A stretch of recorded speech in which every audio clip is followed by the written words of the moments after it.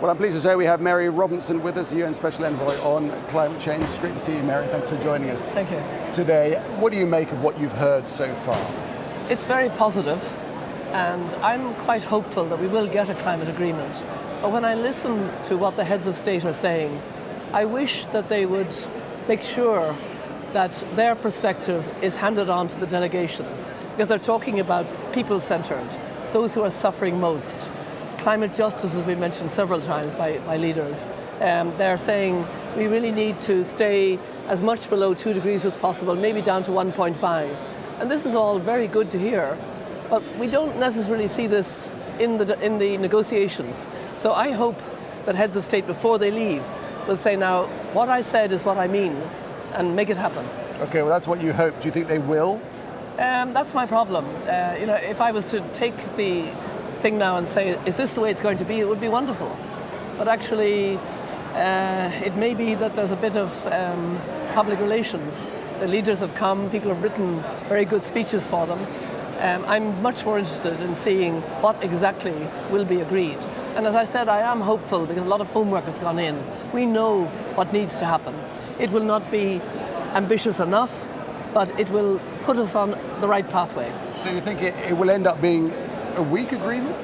I think it'll end up being an agreement that probably won't please anybody too much, but will have elements in it that are very, very important. I hope that there will be the commitment to a long-term goal, that there will be 5-year reviews, that there will be loss and damage and much more emphasis on adaptation, and that we will understand that the agreement itself is part of a whole series of things.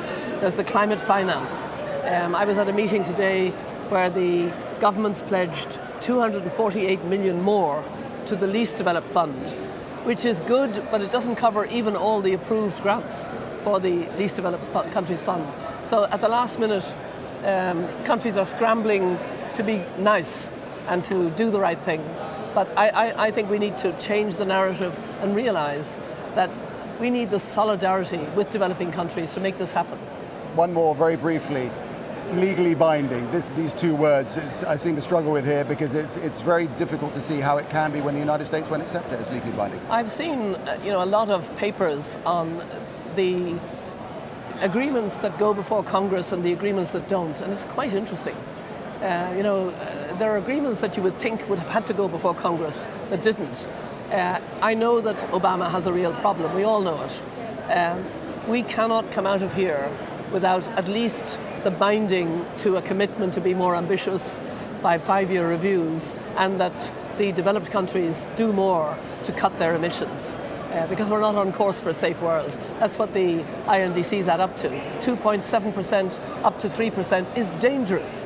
It's not good news, it's bad news. Yeah. And so,